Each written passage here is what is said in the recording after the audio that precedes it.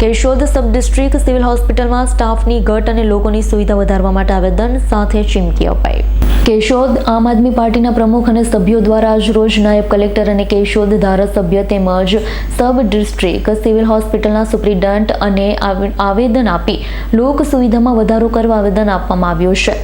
ખાસ તો કેશોદમાં અંદાજિત 10 કરોડના ખર્ચે 3 વર્ષ જેવા સમયથી સબ ડિસ્ટ્રિક્ટ સિવિલ હોસ્પિટલ નિર્માણ પામી છે. ત્યારથી આજ સુધી ડોક્ટર અને સ્ટાફની ઘટ પુરવાર થઈ નથી.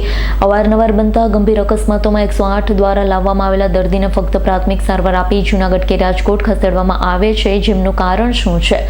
આનો મતલબ કદાચ એવો પણ થઈ શકે છે કે હાજર રહેતા ડોક્ટરોને ખબર નહીં પડતી હોય અથવા તો તેમની ડિગ્રી નાની હોય. હાલના ડોક્ટરો છે એ શું પ્રાથમિક સારવાર આપવા પૂરતા જ ખબર પડતી હશે કે શું? આવી ઘણી બાબતોમાં ફેરફાર કરવા અને સુવિધાસભર હોસ્પિટલ બની તેમનો સાચો ઉપયોગ થાય તે માટે આવેદન અપાયું છે. ચીમકી પણ અપાઈ છે કે આવેદનો આપીને હવે થાક્યા, પરંતુ આ બાબતે હવે અમલવારી થશે કે નહીં, વરના આત્મવિલોપન કરવા મજબૂર બનશે. તમામ પ્રકારની જવાબદારી સરકારની જ રહેશે. જય હિન્દ, જય ભારત. આમ આદમી પાર્ટી કેશોદ શહેર પ્રમુખ મહેશભાઈ મકવાણા આજરોજ ડેપ્યુટી કલેક્ટર શ્રી કેશોદને આવેદનપત્ર આપી અને વિનંતી પણ કરવામાં આવી છે અને ચીમકી પણ ઉચ્ચારવામાં આવી છે કે કેશોદના સરકારી દવાખાનામાં 10 કરોડની લાગતથી સરકારી દવાખાનું તો બની ગયું, પણ આજ 3 વર્ષથી એમાં કોઈ વ્યવસ્થિત સુવિધાઓ ઉપલબ્ધ કરવામાં આવી નથી. અવારનવાર ગંભીર અકસ્માતોના બનાવ બને છે ત્યારે તે લોકોને રિફર કરવામાં આવે છે અને આવા રિફર કરેલા પેશન્ટો અધવચ્ચારે રસ્તામાં જ મૃત્યુ પામે છે. આવા પણ ઘણા બધા અનેક બનાવો બની ગયા છે. કેશોદમાં આમ જોવા જઈએ તો સરકારી દવાખાનામાં ના તો કોઈ એમડી ડૉક્ટર છે, ના તો કોઈ ગાયનેક ડૉક્ટર કાયમી ધોરણના છે, ના બાળકોના ડૉક્ટર કાયમી ધોરણના છે, ના જનરલ સર્જન કાયમી ધોરણના છે. લેડીઝ બહેનોને જો સોનોગ્રાફી કરાવવી હોય તો એણે પણ પ્રાઇવેટનો સહારો લેવો પડે છે, એટલે ખૂબ જ ગંભીર બાબત છે. એમ્બ્યુલન્સ પણ જે છે એમાં પણ ઓક્સિજનની સુવિધા નથી અને કેશોદમાં એમ્બ્યુલન્સ પણ ઓક્સિજનવાળી એક વધારવી જોઈએ. ઓપીડી બારી જે 2 વર્ષ પહેલાં 700ની હતી, આજે ઓપીડી બારી પણ 1000ની આસપાસ પહોંચી ગઈ છે. તો ત્યાં પણ દવા બારી સ્ટાફને વધારવામાં આવે, નર્સિંગ સ્ટાફને વધારવા આવે એવી અમારી ખાસ વિનંતી છે. હાલમાં તમે જોવો તો કેશોદ વિકાસના પંથે છે. એરપોર્ટનું નવીનીકરણ થઈ જવા રહ્યું છે. આજુબાજુના વિસ્તારની એરપોર્ટની જે જમીનો હતું તે પણ સરકારશ્રી હસ્તગત આવી ગઈ છે, બરાબર છે. હવે એરપોર્ટ નવીનીકરણ થશે. ન કરે નારાયણને દુર્ઘટનાગ્રસ્ત કદાચ કોઈ બનાવ બને તો સરકારી દવાખાનામાં સુવિધા શું છે, શું સુવિધા ઉપલબ્ધ છે જેથી કરીને કોઈ વ્યક્તિને બચાવવામાં આવે. હાલના સમયમાં તમે જોવો તો કેશોદમાં વિકાસના પંથે આગળ હોવાના હિસાબે આપણા મુખ્યમંત્રી પણ અવારનવાર કેશોદની મુલાકાત લેવા આવે છે. મનસુખભાઈ માંડવિયા જે આપણા લોકસભાના સભ્ય છે એ પણ અવારનવાર કેશોદમાં આવે છે. હાલમાં જ CR પાટીલ જળ સંચય યોજના બાબતે આવી અને જતા રહ્યા. તો કેશોદમાં એરપોર્ટ હોવાના હિસાબે ઘણા બધા ગુજરાત સરકારના મહાનુભાવો એરપોર્ટ મારફતે બીજી જગ્યાએ પણ જતા હોય છે. આવામાં તમે વિચારી લ્યો કે હાલના સોશિયલ મીડિયાના મારફતે ઘણી બધી જાણકારી આપણને પ્રાપ્ત થાય છે કે નાના બાળકોને પણ એટેક આવે છે, બરાબર છે.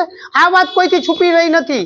હાલના ખાણી પાણીના હિસાબે નાના બાળકોને પણ એટેક આવી રહ્યા છે. તો ગુજરાત સરકારના આપણા જે મહાનુભાવો છે એ તો 50 વર્ષને આંબી ગયા છે. આવા મહાનુભાવોને જો કોઈ દિવસ આવવાનું થાય, પ્રાઇવેટ હોસ્પિટલોમાં કોઈ જાતની હડતાલ હોય, બરાબર છે, પ્રાઇવેટ હોસ્પિટલના કોઈ ડૉક્ટર હાજર ન હોય, આવા આપણા મહાનુભાવો, બરાબર છે, ગુજરાત સરકારના, એને અકસ્માત રૂપે કદાચ એટેક બેટેક આવ્યો તો સરકારી દવાખાનું છે એમાં કોઈ સુવિધા જ ઉપલબ્ધ નથી, તો એને આપણે કઈ ફેસિલિટી આપશું? હવે ગરીબ માણસોને વિચારો, ગરીબ માણસોને કોઈ એટેક આવે છે તો એને આપણે શું કરીએ છીએ? સરકારી દવાખાનામાં જાય બિચારા તો એને પ્રાઇવેટમાં મોકલવામાં આવે છે કે તમે પ્રાઇવેટમાં જાઓ. પ્રાઇવેટમાં અત્યારે વેન્ટિલેટર ઉપર જો 1 કલાક ખાલી 1 કલાક કે 1 દિવસ રાખવામાં આવે ને તો 10 થી 12 હજારનો ચાર્જ લેવામાં આવે છે.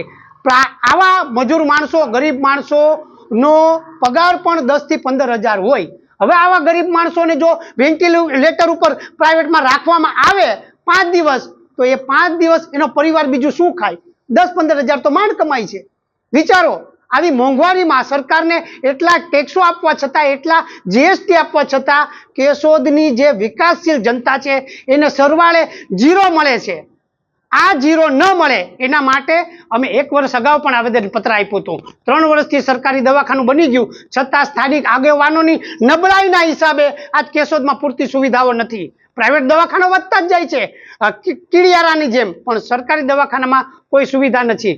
મારી ગુજરાત સરકારને, આરોગ્ય વિભાગને, આરોગ્ય મંત્રીને એટલી જ વિનંતી છે કે કેશોદમાં MD doctor, gynaec doctor, sonography centre, ICU સુવિધા અને ઓક્સિજનથી સજ્જ એક એમ્બ્યુલન્સ વધારવામાં આવે.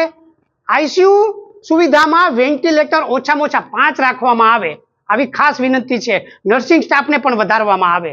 જો આ અમારું માંગણી નહીં સ્વીકારાય, આવનારા 20/3/2025 ની અંદર આ માંગણી નહીં સ્વીકારાય તો મારું કાંઈ નક્કી નથી. કારણ કે હું હવે આવેદનપત્ર દઈ નહીં થાક્યો, રજૂઆત કરી નહીં થાક્યો, સોશિયલ મીડિયાના માધ્યમથી જાગૃત કરવાની કોશિશ કરી એમે હું થાક્યો છું.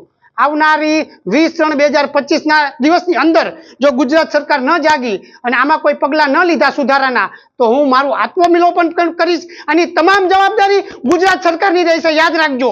બરાબર? હવે આ વાત સહન નથી થતી. જય હિન્દ, જય ભારત. રાવલિયા મધુનો રિપોર્ટ, S9 ન્યૂઝ, કેશોદ. અમારી તમામ માહિતીથી અપડેટ રહેવા માટે જોડાયેલા રહો S9 ન્યૂઝ સાથે.